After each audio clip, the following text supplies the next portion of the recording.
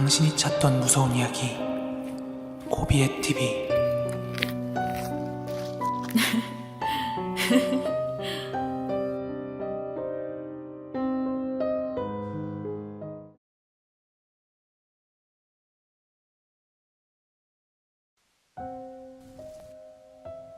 사실 이런 얘기는 어디 놀러가서 어두운 분위기 만들어 놓고 사람들 사이에 촛불 하나 켜놓고 하는 맛이 진국인데, 뭐 어쨌건 오늘 이야기 한번 들려드려 보도록 하겠습니다.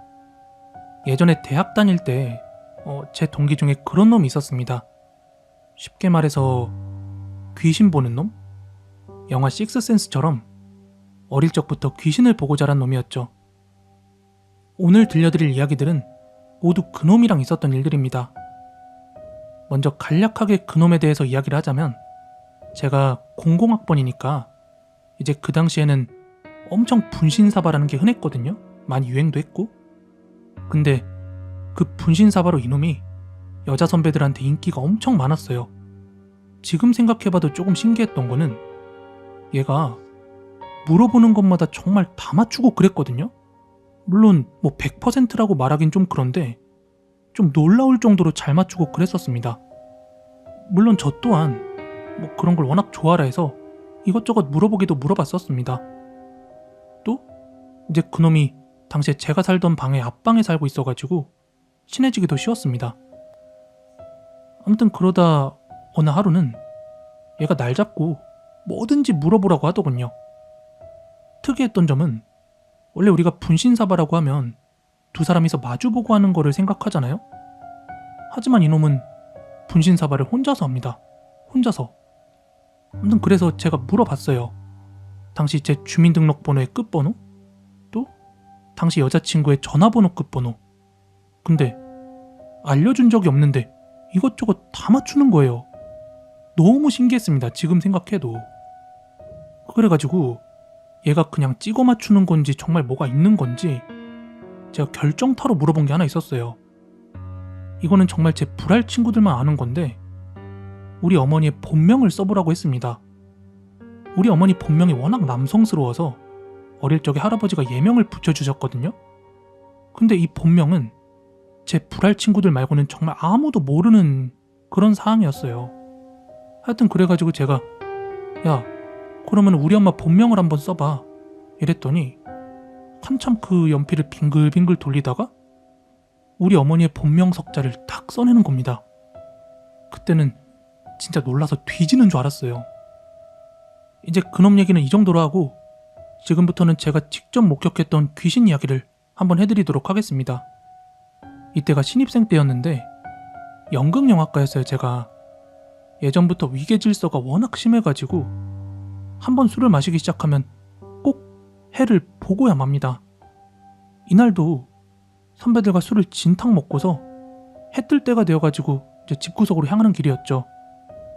집으로 터벅터벅 걸어가면서 머릿속은 온통 자고 싶다라는 생각뿐이었습니다. 그러면서 이제 집으로 향하고 있는데 아직도 기억이 납니다. 꼬마아이의 목소리였어요. 아빠, 나 업혀도 돼? 이때 뒤는 안 돌아봤습니다. 오직 집에 가서 쉬고 싶다는 생각뿐이어서 그냥 새벽부터 아빠랑 어디 가는 애기인가 보구나 하는 짧은 생각만 하고 곧장 집으로 갔습니다. 그리고 집에 들어와서 바로 뻗어버렸습니다. 잠이 들었죠. 그러다가 오래 잔 것 같진 않은데 갈증도 느끼고 화장실도 가고 싶고 하여 제 침대 바로 옆에 냉장고가 있었기 때문에 물을 마시고 나서 역시 그대로 다시 뻗었어요. 이때 제 침대 앞에는 방문이 있었고 이 방문에다가 제가 전신 거울을 달아놨었거든요. 와, 그때 제가 왜 거울을 봤는지 모르겠는데 이때 거울에 제 침대 옆에 있는 냉장고 위로 어떤 꼬마아이가 쪼그리고 앉아가지고 저를 쳐다보고 있더라고요. 진짜 원망스럽게. 원래 저는 겁이 없습니다. 눈으로 보지 않으면 믿지 않는 스타일이라 그때 귀신 같은 건 전혀 믿지 않고 있었거든요. 하지만 그날 믿게 되었습니다.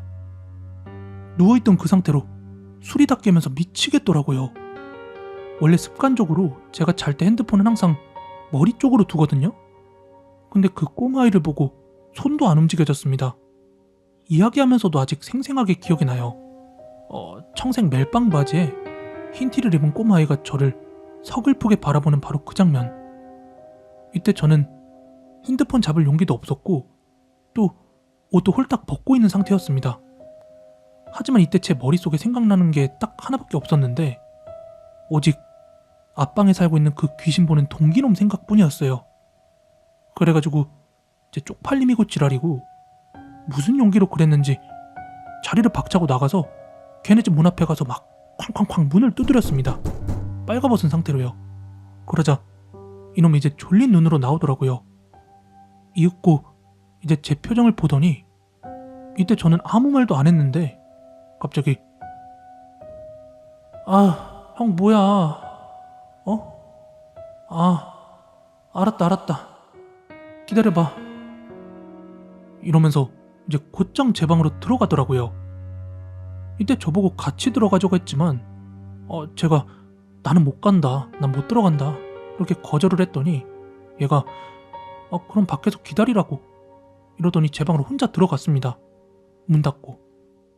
그리고 나서 한 20분 정도 있다가 나왔는데 뭐 그동안 안에서 타는 냄새도 나고 혼자 뭐라 쭝얼거리는 소리도 들리고요. 아무튼 그리고 나와가지고 저한테 하는 첫 마디가 형, 쟤는 왜 업고 왔어? 이러는 겁니다. 진짜 저는 아무 말도 안 했는데 뭐 그러더니 이제 안심하고 들어오라 해가지고 방으로 들어갔는데 제 방이 그야말로 온통 개판이더라고요. 하여 제가 야 그건 그렇고 방이 왜 이래? 하고 물어봤더니 뭐 자기가 귀신을 쫓아냈대요. 하여 방 벽이며 침대 시트며 온통 꾸정물이더군요. 또 소주 냄새가 진동을 하는 겁니다. 그래서 너 여기서 뭐 했어? 하고 물어보니까 빗자루를 태워서 입에 소주를 물고 막 구석구석에 뿌리면서 그 아이를 보냈다고 하는 겁니다. 뭐 그러면서 하는 말이 형이 째로 업고 왔다고 왜 업고 왔냐고 아빠한테 데려다 달라고 했답니다. 이 여자아이가. 아무튼 그 후로 저는 한동안 제 방에서는 잠도 못 자고 이놈 집에 붙어 있었습니다. 아무튼 이게 제가 머리털 나고 처음으로 귀신을 봤던 실제 이야기입니다. 그리고 이건 마찬가지로 또 학교 다녔을 때 그놈이랑 있었던 사건이에요. 시간이 흘러서 제가 2학년이 되었습니다. 그리고 때는 우리 학교 축제 때였습니다. 우리 과는 앞서 말한 것처럼 위계질서가 워낙 심해서 2학년이 되면 더 빡세집니다. 이 군대에서 일병이 제일 빡시듯 후배들 가르치고 챙기랴 선배들 눈치 보랴. 하여튼 그날도 후배들과 함께 주점을 열었고 홍보를 위해 바빴습니다. 근데 참고로 저희 학교는 밤 12시가 되면 아무리 축제라도 주점을 닫아야 합니다. 이유는 12시가 되면 이 캠퍼스 가로등이 거짓말처럼 전부 꺼져버립니다. 그래서 선배들은 우리 2학년들에게 야 1학년 통솔하고 주변 정리해 하고 사라집니다. 그래서 그날도 이제 남아있는 2학년 중에서도 나머지한테는 제가 야 너네들이 1학년 애들 데리고 좀 먼저 가봐 이렇게 얘기를 했고 이제 귀신 보는 그놈과 저와 이렇게 단 둘만 남아가지고 트렁크에 술 정리하고 또 남은 안주들을 정리하고 있었죠. 이때 시간이 12시 되기 5분 전. 이제 슬슬 가로등 꺼질 때가 되니까 이 귀신 보는 놈이 예전에 했던 말이 생각이 나가지고 막 서두르기 시작했습니다. 이놈이 뭐라고 했냐면 우리 학교 캠퍼스에 뭔가 이상하게 워낙 많은 것들이 엄청 돌아다닌다 이렇게 얘기한 적이 있었거든요. 근데 그때는 제가 귀신을 보기 전이니까 이 말을 개소리치고 했었단 말이에요. 하지만 이제 진짜 봐버리고 난 뒤라서 정말 2번 다시는 귀신이 보기 싫었던 저는 빨리 정리하고 시동을 걸었습니다. 이 차가 있던 곳에서 이제 집으로 가려면 이제 직진을 하고 좌회전을 하고 나면 정문이 나오는데 거리도 조금은 먼 편이었죠. 아무튼 시동을 걸고서 천천히 서행하고 있는데 이제 어느 순간 딱 12시가 되면서 학교 주변에 있는 모든 가로등이 다 꺼지더군요. 조금 겁이 몰려왔습니다. 아무튼 그래도 저는 천천히 차를 몰고 직진을 하고 있었죠. 왜냐하면 어쨌거나 제 옆에는 그 귀신 잡는 놈이 있어가지고 안심은 되더라고요. 그렇게 이제 직진하는 길이 다 끝나고 왼쪽 깜빡이를 켜고 가고 있는데 얘가 갑자기 그러는 거예요. 차에서. 형, 잠깐 멈춰봐. 내려. 빨리 내려. 얘가 갑자기 이러길래 너무 소름이 돋는 거예요. 일단 말 듣고 차에서 내렸습니다. 그러더니 형, 조용히 뛰어. 이러는 거예요. 너무 무서워가지고 일단 정문까지 뒤도 안 보고 뛰었습니다. 그리고 이제 정문 밖에 나와가지고 아휴, 야, 너 뭐야? 왜 그런 거야? 이랬더니 그놈이 그러는 거예요. 형, 저거 안 보여? 아무것도 안 보이더라고요. 그러자 얘가 다시 한번 보라고. 근데 저는 아무것도 모르겠더라고요. 아무것도 안 보여서. 그러자 얘가 이제 손가락으로 그쪽 방향을 가리키면서 형, 진짜 정말 저거 안 보여? 저는 아무것도 안 보였습니다. 그랬더니 얘가 갑자기 제 어깨에 손을 올리더라고요. 그러면서 형, 이래도 아무것도 안 보여? 아직까지도 그때 그 순간 기억이 너무나도 생생합니다. 저희 차 본네트 위에 어떤 여자가 완전히 밀착해서 엎드린 채로 저희를 보고 있더라고요. 온통 빨간 여자가 머리는 다 흐트러져 있었습니다. 그러더니 저희 쪽으로 다가오는 겁니다. 근데 걸어오는 것도 아니었어요. 엎드린 상태로 두 팔과 다리로 기어오더군요. 이때는 너무 무서워가지고 제가 소리를 악 하고 질렀습니다. 그러더니 옆에 있던 그놈이 뭐라고 막 꽁시렁꽁시렁 거리더군요. 그러자 그 여자가 마치 영화 주온에서 나오는 여자 귀신 모습처럼 막 탁탁탁 거리더니 옆 건물 숲속으로 사라졌습니다. 그 여자가 사라지자마자 그 건물 강의실 5층에 불이 켜졌습니다. 다시 한번 말씀드리지만 우리 학교는 밤 12시가 되면 모든 불이 꺼집니다. 진짜 장난이 아니라 지금 말하면서도 손가락이 떨립니다. 아무튼 이제 한숨 고르고 나자 이놈이 그러는 거예요. 형이 아까 좌회전하자마자 이 여자가 갑자기 쿵 하고 본넷에 올라타서 형만 바라봤다고. 눈은 뻘개가지고 그래가지고 내리라고 한 거랍니다. 또 무작정 우리가 정문까지 뛰자 우리를 쫓아오려고 한 거래요. 아무튼 상황은 벗어났는데 문제는 차였습니다. 이 차를 다시 가져와야 되는데 저는 나 죽어도 못 간다 이렇게 거절을 했고 이놈은 면허가 없었습니다. 뭐 그렇다고 차를 그렇게 방치해두면 안 됐기 때문에 일단 한숨 돌리고 나서 같은 과 친구한테 전화를 걸었어요. 그리고 그때만큼은 야, 우리가 술을 너무 많이 먹어가지고 안 되겠다 이렇게 부탁을 해서 그 친구가 저희 집 앞까지 주차를 해줬습니다. 그리고 나서 이제 집으로 와서는 그놈 집으로 가서 마음을 정리하고 있었죠. 그런데 얘가 갑자기 저한테 그러는 겁니다. 형도 아까 그 여자 봤지? 나 진짜 지금까지 수도 없이 귀신 봐왔는데 이 동네에서 저 여자만큼 강한 귀신 한 번도 본 적 없어. 나도 저 여자는 어떻게 못할 것 같아. 아무튼 그러다가 이제 시간이 흐른 후에 해가 서서히 뜨려고 하자 용기가 조금 나는 겁니다. 이때 그놈 집에서는 학교 정문이 바로 보였거든요. 또한 우리는 연극영화과이기 때문에 다들 캠코더 하나 정도는 가지고 있었습니다. 그래서 우리들은 이 정문을 향해서 캠코더 줌을 당겼어요. 이제 천천히 줌을 당기고 있는데 이 정문 쪽에는 아무것도 없었어요. 이때 문득 방에 있던 핸드폰 배터리가 생각이 난 거예요. 그래가지고 야, 그것 좀 가지고 가자 하고 잠시 제 방에 들어갔습니다. 근데 이제 방 문을 열자 아까 그 여자가 제 방 베란다 창문 밖에서 저희들을 바라보고 있었습니다. 이때 이놈이 이빨 꾹 닫고 저한테 그러더라고요. 못 본 척해. 그냥 배터리 포기하고 나가자. 아무리 못 본 척 하려고 해도 너무 무서워가지고 막 몸 떨리는 건 어쩔 수가 없더라고요. 아무튼 그 상태로 이제 현관을 닫으려고 하는데 평소에는 그런 적이 한 번도 없었는데 현관이 안 닫히는 거예요. 문도 안 잠기고 열쇠를 아무리 돌려도 안 되는 거예요.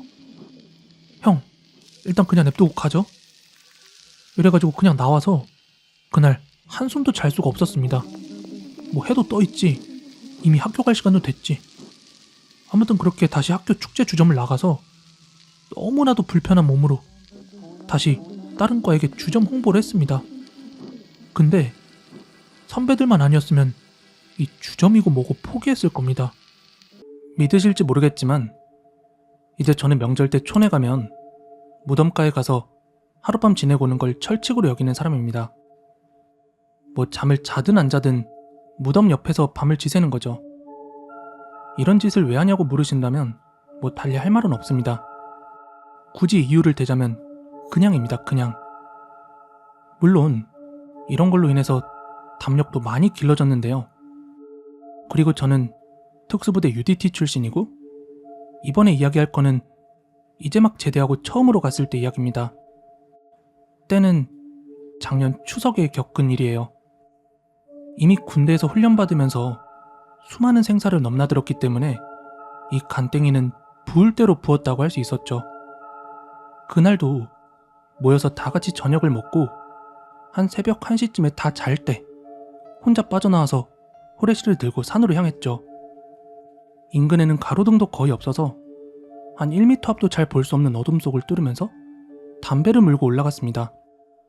한 30분 정도 걸어간 것 같은데 이때 앞에서 인기척이 났어요. 한 전방 8m 앞에서 누군가 있구나 하고 감지를 했죠.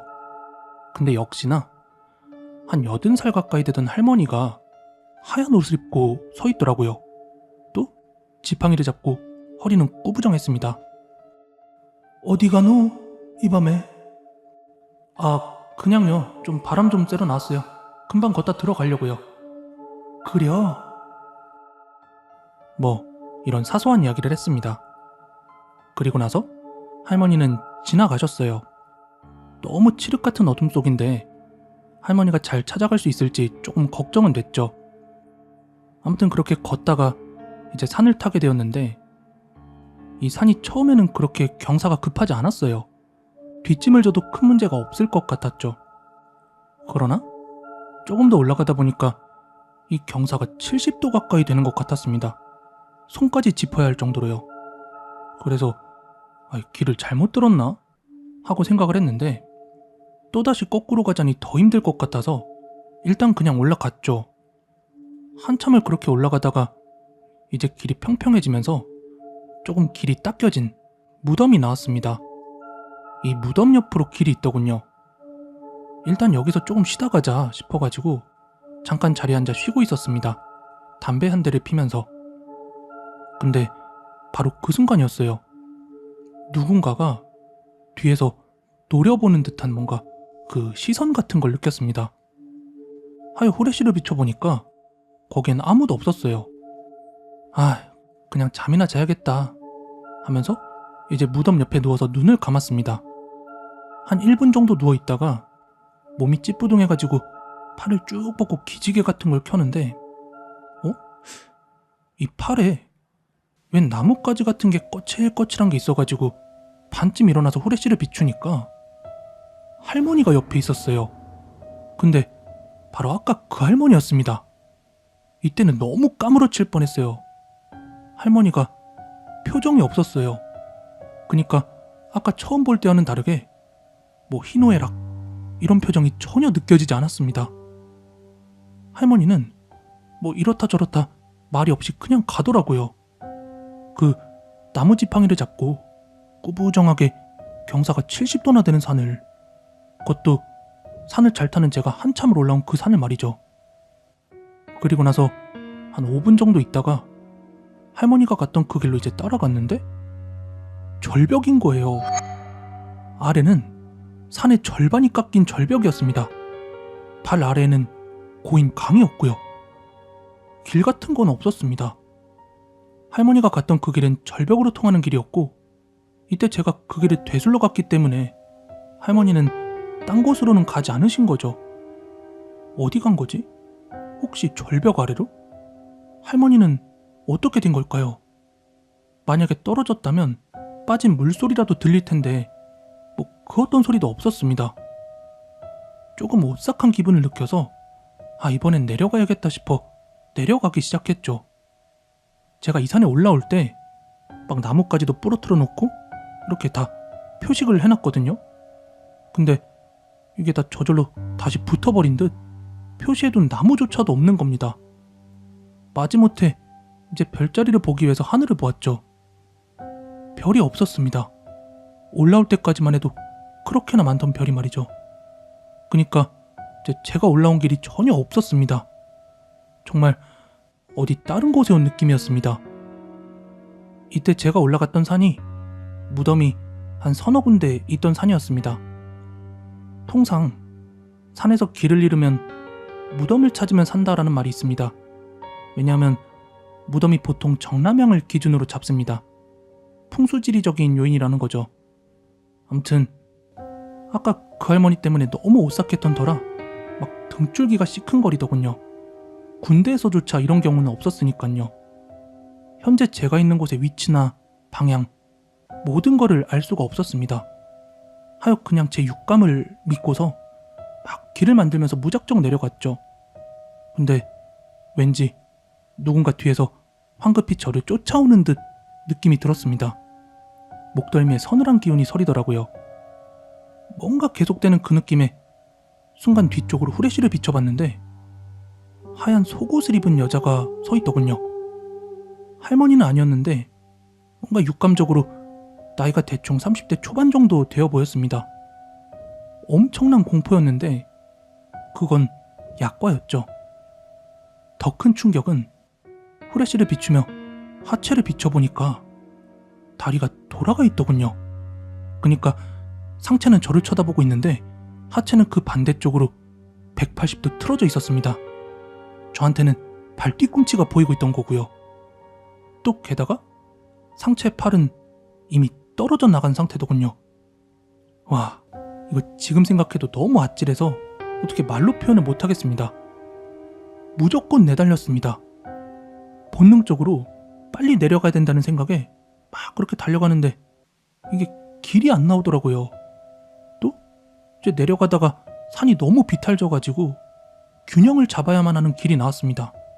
그래서 이거 조심해야겠다 하는 생각이 들면서 동시에 속도를 내고 있는데 어둠 속에서 누군가가 저를 툭 치는 바람에 그대로 굴러떨어지고 말았습니다. 그러다가 나무에 부딪히면서 멈추었죠. 이때는 정말 아픈 줄도 몰랐습니다. 그리고 이제 정신이 들려는 바로 그 순간 웬 여자의 비웃는 듯한 굉장히 기분 나쁜 웃음소리가 들렸습니다. 이건 인간의 목소리가 아니었습니다. 목소리의 울림이나 가청 영역을 생각해도 그건 아니었죠. 야, 정신 차리자. 이거 지금 꿈을 꾸고 있는 거야. 이런 말도 안 되는 경우가 현실에 어디 있어. 설령 현실이라고 할지라도 이거 귀신이 물리적으로 사람 건드는 게 가능해? 이거 정신 차리면 반드시 살 수 있다. 이런 생각을 하면서 다시 일어나서 걸었습니다. 아래쪽에 마을이 있을 거라고 생각해서 계속해서 밑으로 낮은 쪽으로 내려갔습니다. 근데 아까 전에 굴러떨어지면서 후레쉬를 놓쳐버려서 이게 눈을 뜨나 감으나 똑같더군요. 설상가상이었죠. 그러던 어느 순간인가 반딧불 같은 게 번뜩이는가 싶더니 하얀 안개가 쌓이면서 이제 시야가 트이더군요. 그러더니 이제 어둠이 좀 걷히면서 후레쉬가 없이도 앞이 보였습니다. 마치 지하실에서 지상으로 올라올 때 그런 느낌처럼 말이죠. 그리곤 곧 어떤 한옥집이 보이더군요. 와, 그때는 안도가 되더라고요. 이제 산에서 내려왔는가 싶어서 말이죠. 일단 그 한옥집의 문을 막 두들겼습니다. 그리고 이제부터는 정말 기억하기 싫은 기억인데 아마 제가 말하면 여러분들 믿지 못하실 거예요. 아마 거짓말이다 이런 생각하시는 분들이 있을 수도 있는데 그러나 저는 분명히 겪었고 제 두 눈으로 직접 봤기 때문에 한번 이야기를 이어가 봅니다. 일단 가장 먼저 처음 든 생각은 우리 고향집 근처에 이런 집이 있었나? 하는 생각이 들었습니다. 뭐랄까? 요새 만든 한옥집과는 꽤 다르게 생겼었습니다. 아무튼 그리고 나서 이 문이 잠기지 않은 건지 문이 저절로 쓱 열리면서 햇살이 쏟아졌습니다. 뭔가 하고 안을 들여다보니까 웬 조선시대의 집 같았습니다. 그러면서 제 슬라이드 같이 장면이 넘어갔어요. 옛날 사람들이 있었습니다. 한 명은 사또 같은 복장에 그 주위로 여러 사람들이 있었는데 웬 여자가 머리가 헝클어져 있고 심하게 맞은 것처럼 보이더라고요. 그리고 어느 순간인가 말에 묶은 줄을 그 여자의 팔에 묶더라고요. 이어지는 여자의 찢어지는 비명소리. 양팔이 찢겨져서 말에 덜덜 끌려가고 있었습니다. 순간 너무 놀래가지고 허겁지겁 문을 닫았는데 이때 제 손가락이 나무 문에 끼어버리고 말았습니다. 그리고 그 순간 이제 도망가려고 몸을 돌렸는데 방금 전에 보았던 그 팔이 찢긴 여자가 저를 노려보고 있었습니다. 아마 기절한 것 같습니다. 그리고 나서 얼마나 기절을 해 있었을까요? 한참 대낮인 것 같은데도 뭐 시계나 휴대폰도 없어가지고 몇 시인지도 몰랐습니다. 그저 머리가 띵하고 온몸이 아팠습니다. 특히나 손톱이 엄청 아팠는데 이때 손톱을 보니 아주 검게 물들어 있었고 손톱 주위의 피부가 심하게 피가 맺혀 있었습니다. 일단 일어나서 걸어갔습니다. 한참을 간 것 같은데 한 마을이 나왔습니다. 그리고 조그마한 구멍가게가 보여서 거기에 들어갔더니 저를 보고 그 아줌마가 하는 말이 아휴, 이 젊은 사람이 참 안 됐네 그래 하며 뭐라 말을 한 것 같은데 뭐 정확하게는 기억이 안 납니다. 아무튼 머리가 너무 띵한 상태라서 아줌마 여기가 어디예요? 하고 물으니까 또 한 번 놀래게 되었습니다. 이 아주머니가 뭐라고 하시냐면 영월이지 어디야 하면서 이제 순간 정신이 번쩍 들더군요. 그래가지고 예? 영월이요? 경상도에도 영월이 있나요? 하니까 이 아줌마가 혀를 끌끌 차면서 에휴, 무슨 소리야 여기 강원도 영월이잖아요. 그리고 나서 저는 이제 고속버스를 타고 고향이 아니라 집으로 갔습니다. 왜냐하면 방금 전에 제가 산에 올라가서 당했던 그 일이 혹시 뭐 주변에 귀신이나 혼령이 있으면 전자장비 같은 게 오작동한다 하는 말 한 번쯤은 다 들어보셨을 거예요. 일단 저는 어릴 때부터 시골에 살아서 아버지랑 아주 자주 낚시를 다니곤 했습니다. 여러 낚시 포인트들을 함께 다녔는데요. 이 중에서는 이제 저희 집에서 차로 한 5분에서 10분 정도만 가면 도착할 수 있는 그런 소리지도 하나 있었어요. 아버지랑 낚시를 갈 때마다 제법 꽤 큰 물고기를 낚았던 그런 포인트인데요. 날이 밝을 때 낚시를 할 때도 있었지만 주로 밤 낚시를 다녔습니다. 어떤 소류지나 저수지든 밤에 가면 굉장히 어둡잖아요? 또 주변도 조용하고. 근데 그곳은 유독 더 어두웠습니다. 인근에 가로등 하나도 없을 뿐더러 또 주위로 다 산과 풀들로 둘러싸여 있어가지고 유독 더 어둡게 느껴졌습니다. 그래가지고 아버지랑 함께 거기에 낚시를 갈 때면 랜턴 같은 거 챙겨가가지고 일단 먼저 주변을 밝힙니다. 그리고 나서 낚싯대를 세팅하고 낚싯대를 던져놔요. 이제 불 켜놓으면 벌레들이 엄청 몰려들어요. 하여 랜턴을 꺼놨다가 입질이 오면 다시 켜고 건져 올리고 뭐 그런 식으로 낚시를 배웠었습니다. 이런 식으로 저는 어린 시절 학창시절부터 아빠랑 자주 낚시를 다니면서 아주 자연스럽게 배우게 됐고 또한 자연스럽게 좋아하게 됐어요. 그리고 제가 성인이 된 뒤에 오늘 말씀드릴 이 사건을 겪게 됩니다. 먼저 때는 제가 갓 20살이 되었을 때니까 거진 20년 정도 된 이야기입니다. 제가 고등학교 때 부모님들께서는 또 어떻게든 대학은 무조건 서울로 가야 된다? 이렇게 고집을 하셔가지고 막 공부하다 보니까 어떻게 성적이 맞춰져서 서울에 있는 학교를 다니게 됐어요. 20살 때는 서울에서 학교도 다니고 아르바이트도 하고 또 대학교에서 새로 사귄 친구들이랑 같이 노는 게 너무 재밌는 거예요. 하여 심지어 여름방학 때도 고향에 내려가지 않고 서울에서 지내고 있었습니다. 그러던 중 이제 찾아온 게 하나 있었는데 바로 민족 고유의 명절 추석이었습니다. 아무래도 추석 연휴 때는 오랜만에 명절인 만큼 이제 부모님을 뵈러 고향에 내려가게 되었습니다. 그렇게 오랜만에 고향집에 갔더니 가족들하고 근처 사시는 친척분들 다 오셔가지고 굉장히 시끌벅적했습니다. 근데 또 제가 이제 서울에서 내려오다 보니까 아주 대접이 극진했어요. 뭐 제가 다니던 대학이야 인서울 간신히 걸쳐있는 그런 대학을 다녔을 뿐인데 막 다들 어이 서울대생 서울대 다니니까 어때? 이러면서 용돈도 주시고 술도 따라주려고 하시고 아무튼 굉장히 화기애애한 분위기였어요. 하지만 제가 그 짧은 시간 동안에 서울 생활의 그 어떤 도파민이나 자극 같은 거에 재미가 들렸는지 시골집이 굉장히 화기애애하고 정겹긴 했지만 정말 할 게 없이 따분하더라고요. 그래가지고 그때 문득 제 머리를 스치는 생각이 있었는데 바로 낚시였습니다. 마침 그때가 추석, 가을 무렵이니까 한참 고기도 잘 나올 때거든요. 그래가지고 지금 찬스를 놓치면 다시 서울 올라가면 여기서처럼 제대로 자리 잡고 낚시를 할 수가 없잖아요.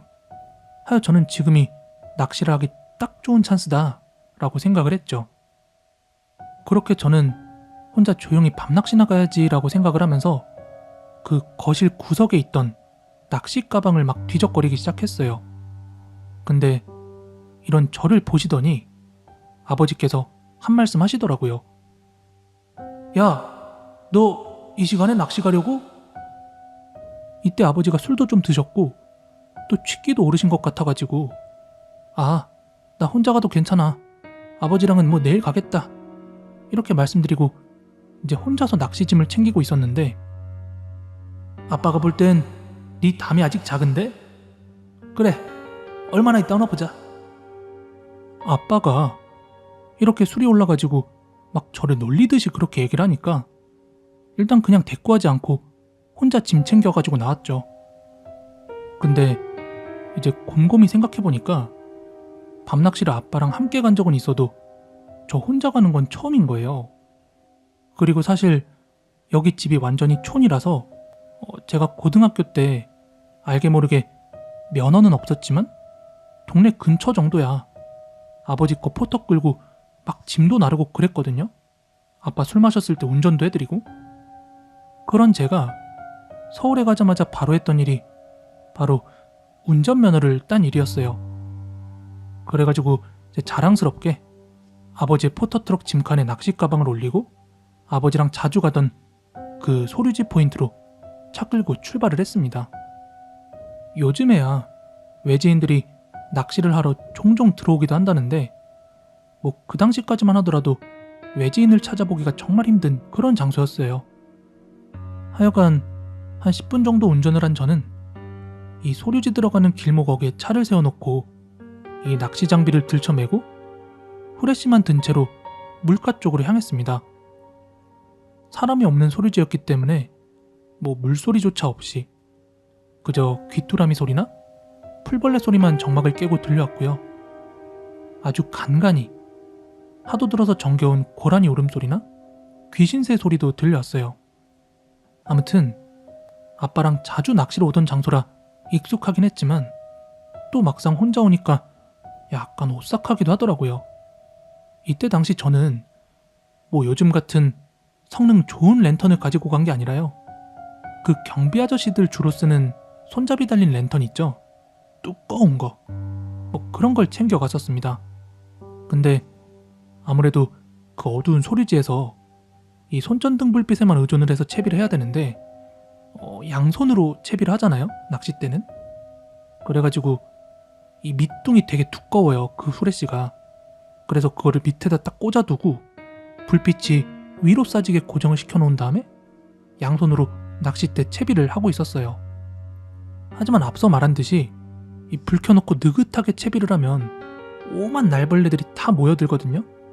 그래가지고 막 서둘러가지고 채비를 하고 있는데 갑자기 멀쩡하게 잘 나오던 호레씨가 막 깜빡깜빡거리면서 불빛이 약해지는 거예요.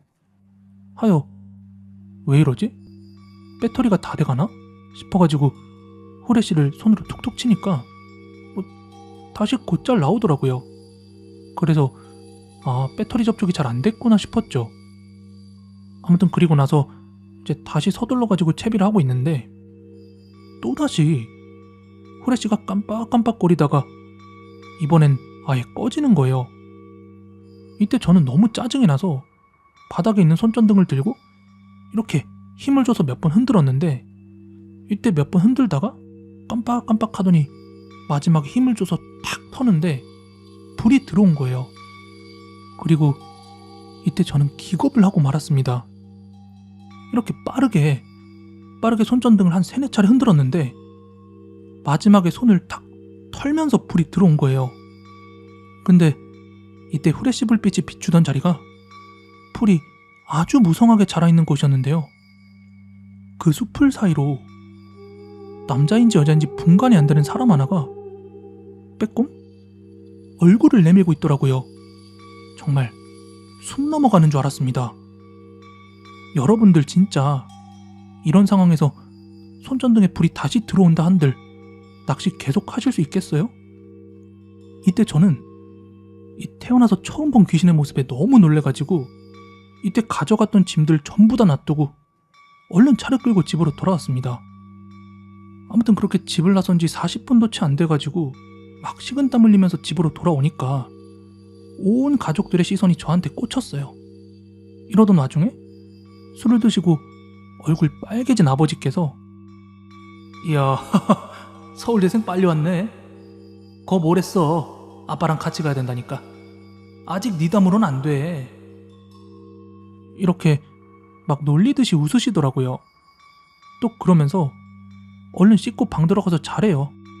낚싯대 어차피 거기 놔둬도 가져갈 사람도 없다고. 내일 아침에 같이 찾으러 가자고 그러시는 거예요. 그렇게 저는 밤새도록 그 숲풀 속에 비친 얼굴을 떠올린 채로 겨우겨우 힘들게 잠이 들었습니다. 그리고 이제 다음날이 밝아서 다 같이 아침 식사를 하고 아버지랑 저만 나와서 그 낚시 가방을 가질러 다시 소류지로 향했습니다. 그리고 소류지로 향하는 차 안에서 아버지가 이런 말씀을 하시더라고요. 어이 아들, 이 동네에 그 소류지에서 혼자 낚시할 수 있는 사람 아빠 포함해서 몇 안 된다. 이러시면서 하셨던 말씀이 사람 없는 소류지에 혼자 가서 밤낚시하는 양반들은 정말 담이 좋은 사람들이라고요. 사람도 빛도 없는 그런 어둠 속에 홀로 남겨지는 게 그렇게 쉬운 게 아니라면서요. 또 그리고 뭐 낚시터 괴담 같은 거 보면 낚시하다가 귀신을 보거나 홀리고 하는 사람들 다 그 뒤로 낚시를 그만뒀다 이런 스토리가 굉장히 많잖아요. 근데 낚시를 오랫동안 해오신 분들께서 뭐 그런 사소한 경험, 뭐 비슷한 경험 하나 안 해봤겠냐 그러시면서 그런 거에 지배당하지 않는 담이 있어서 하는 거라고 그러더라고요. 또 게다가 사실 저희 아버지도 그렇고 또 다른 분들도 그렇고 그 소류지에서 낚시하던 어른분들이 꼭 뭘 한 번씩 보거나 듣거나 뭐 이런 경험들이 있대요. 다만 뭐 그런 것들을 무시할 만큼 또 느끼지 못할 만큼의 담이 필요한 거라면서요. 아무튼 그렇게 아버지랑 얘기하면서 소류지에 도착을 했을 땐 어젯밤에 제가 놔두고 갔던 낚시 장비들이 그대로 다 있었습니다. 또 이제 집에 오면서 그 후레쉬를 만져봤는데 희한하게 아주 작동만 잘 되더라고요. 이날 저는 왜 혼자 밤에 물가에 가거나 낚시를 가는 걸 조심하라고 하는지 절실히 깨달았습니다.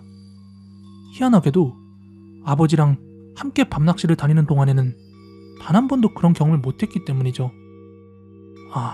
되게 독특한 계기로 아버지가 다시 한번 또 대단해 보이더라고요.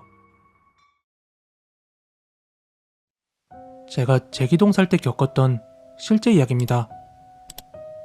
8살이 되던 해에 저는 집 인근에 있는 H초등학교에 입학을 하게 되었습니다. 원래 낯가림이 있는 편이라 애들이랑 원래 처음에는 잘 친해지지 못했습니다. 근데 이제 첫 학기가 시작하고 한 며칠이 지나고 나서야 서서히 한 명, 두 명 이야기를 하면서 친해지게 되었어요. 그러다가 애들과 더 많이 친해지게 된 계기가 한 번 있었는데, 이제 제 생일이 4월달이라 학기 중에 친구들을 집으로 초대해서 생일 파티를 한 적이 있었는데요.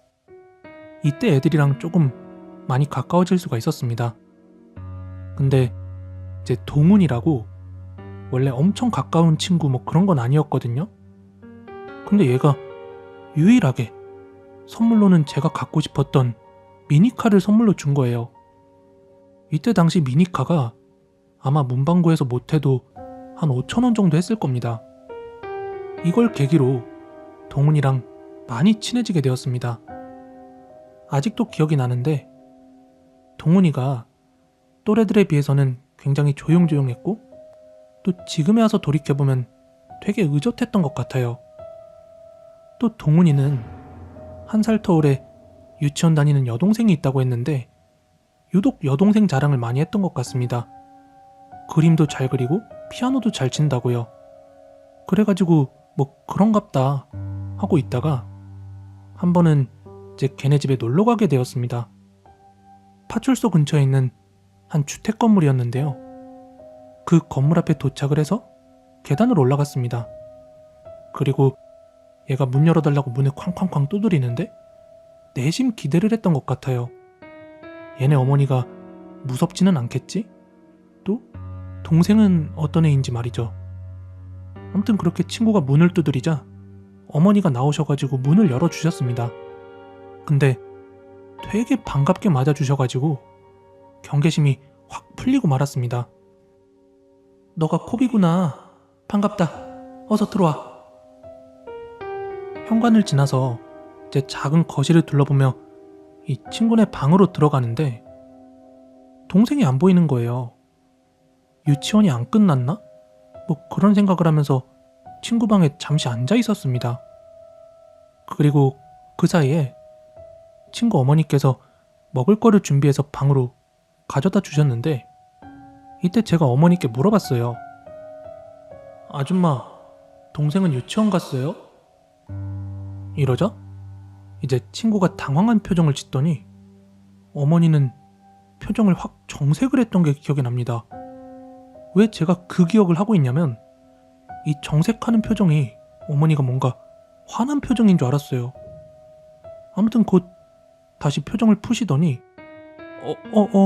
유치원 갔나 보다 이러면서 급하게 방을 빠져나가셨습니다.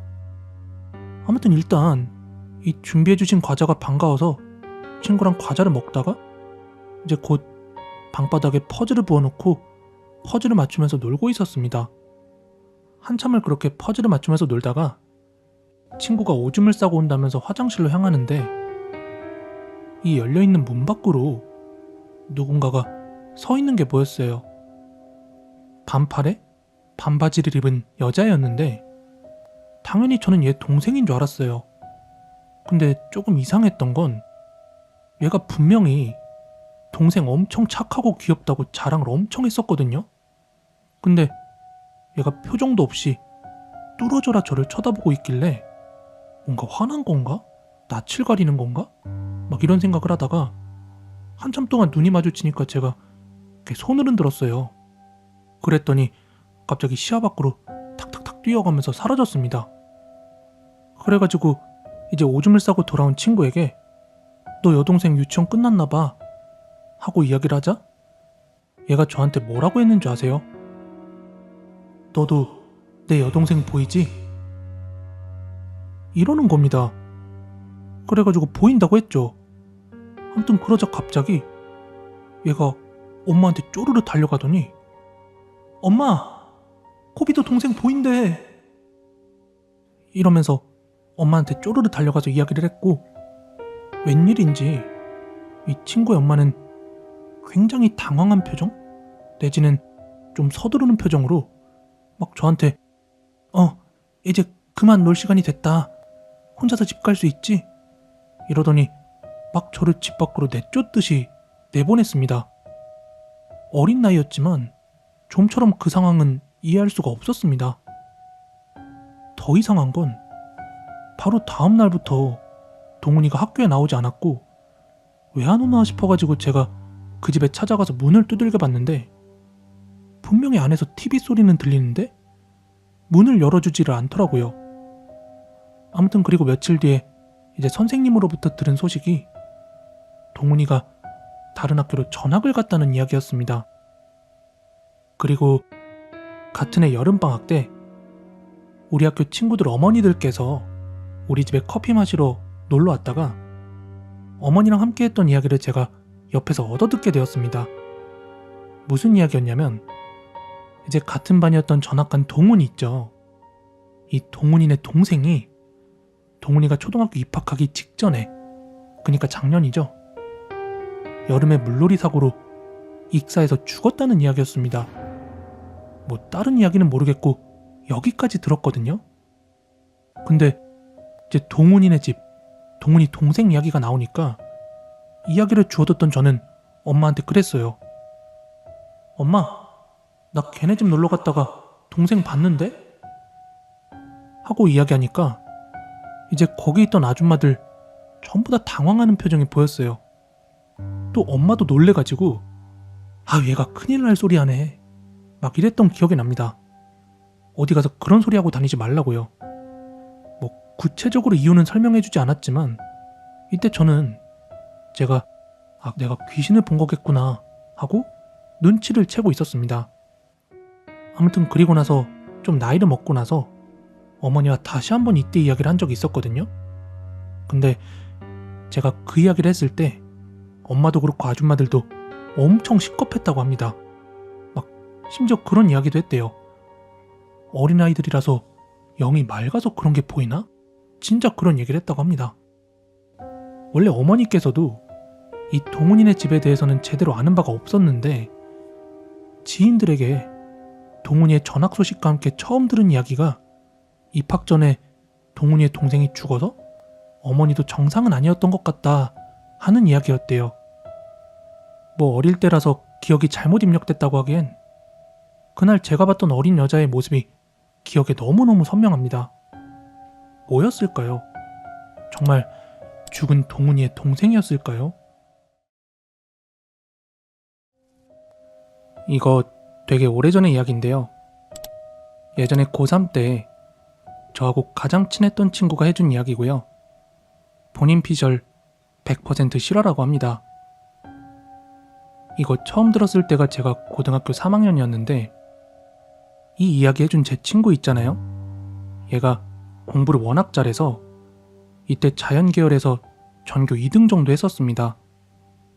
한때 둘이 같은 독서실을 다녔는데 하루는 집에 가는 길에 이야기 하나를 해주더군요. 얼마 전에 본인이 동네에 있는 작은 독서실에 갔는데 독서실에 공부하는 사람이 그날 자기밖에 없었다고 합니다. 독서실은 4층이고 주인 아저씨가 3층 카운터를 지키고 있는 구조인데 주인 아저씨가 한 11시쯤 되었을 때 친구한테 라면 끓여놨으니까 먹고 공부하라고 3층 휴게실로 내려오라고 했다던군요. 하여 친구는 배도 좀 고팠고 공짜 라면을 마다할 리 없었기 때문에 내려가서 아저씨와 함께 라면을 먹었다고 합니다. 그리고 이제 라면을 다 먹어갈 때쯤에 아저씨가 친구한테 물었대요. 몇 시까지 공부하고 갈 거냐고요. 그래서 제 친구는 밤새도록 할 거라고 이렇게 농담을 했더니 아저씨가 조금 떫은 표정을 지었다고 합니다. 학생, 웬만하면 오늘은 일찍 들어가지. 독서실에 혼자 있으면 무서울 텐데. 독서실비는 내가 조금 빼줄게. 그러자 제 친구는 안 된다고 시험이 얼마 안 남아서 마감 시간인 2시까지는 공부를 하고 가겠다 라고 주장을 했다고 합니다. 그랬더니 아저씨가 학생 그럼 내가 오늘 몸이 좀 안 좋아서 그런데 3층에 현관문만 잠궈놓고 갈게. 그럼 안 되겠나? 현관 열쇠도 주고 갈 테니까 만약에 집에 가고 싶으면 2층 계단 그 화분에다가 열쇠 놔두고. 뭐 친구는 별 생각 없이 좋다고 했답니다. 어차피 마감 때까지는 공부하고 돌아갈 셈이었으니까요. 또 그날따라 사람도 없고 조용해서 엄청 마음에 들었다고 합니다. 아무튼 그렇게 합의를 보고 아저씨는 현관문만 잠궈놓고 집으로 돌아갔다고 합니다. 그리고 나서 한 30분에서 1시간쯤 지났을까? 3층 카운터에서 전화벨 소리가 났다는 겁니다.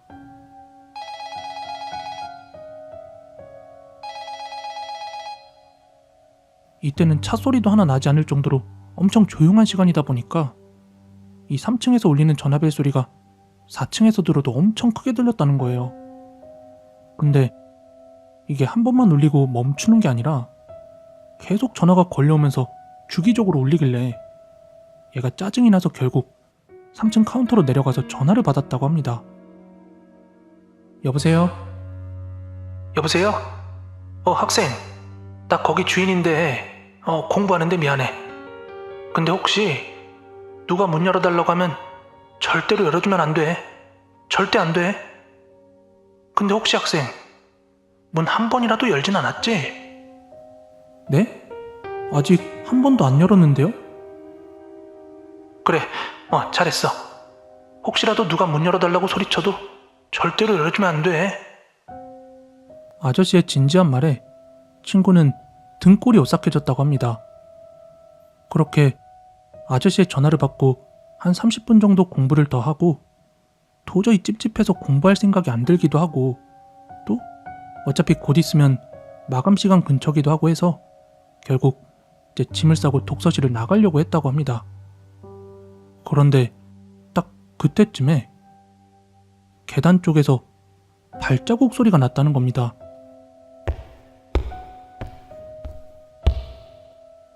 아무래도 이때 시간이 거의 2시가 다 된 시간이다 보니까 친구는 무서워가지고 움직일 생각도 못하고 그 소리에 귀를 기울이고 있었대요.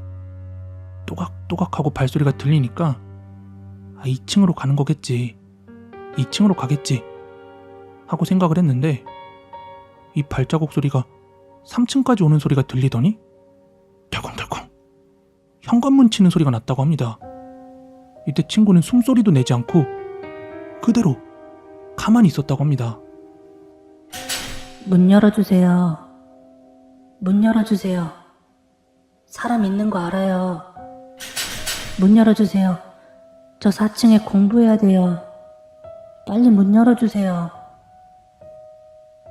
만약 정신을 잃을 수만 있다면 정말로 그러고 싶을 정도로 너무 무서웠다고 합니다. 이때 계단에 울려 퍼지는 목소리는 여자아이의 목소리였는데 너무 섬뜩할 만큼 가는 목소리였대요.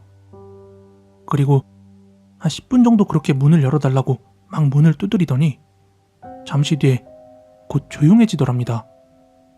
그리고 곧 미친년아 문 열어. 안에 있는 거 다 알아. 문 열어 미친년아. 문 열어. 나 공부해야 돼. 목청이 터져라 욕을 하면서 계속해서 문을 열라고 소리를 쳤다고 합니다. 이 소리는 거의 2, 3분간이나 울려 퍼졌고 이때 친구는 덜덜 떨면서 그 자리에 주저앉아 몸을 웅크리고 있을 수밖에 없었대요. 그렇게 한 체감상 10분 넘는 시간이 훌쩍 가버렸고 이제 마지막에 들렸던 목소리는 나 올라왔는데? 창문 열어놨네?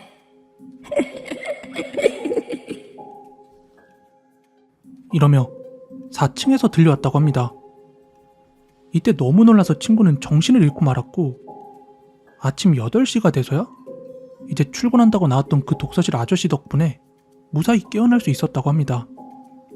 아저씨께서는 뭔진 모르겠지만 미안하다고 독서실 비용을 전액 환불해주고 제 친구를 계단 밑까지 배웅해줬다고 합니다. 근데 이게 차마 믿기 힘든 이야기라서 제가 처음 들었을 때도 또 이게 다른 애들에게 퍼지는 동안에도 안 믿는 애들도 많았어요. 아니 이걸 누구 믿으라고 하는 소리냐고 막 이런 식으로. 하지만 나중에 우리 학교 애가 이 같은 독서실에 갔다가 그 창문 커튼 있잖아요. 커튼 레일 있는 상단에 커튼 뒤로 부적이 감춰져 있는 걸 발견하면서 이거 진짜 뭐 있는 거 아니냐면서 막 귀신 나오는 독서실이라고 소문이 났던 적이 있습니다.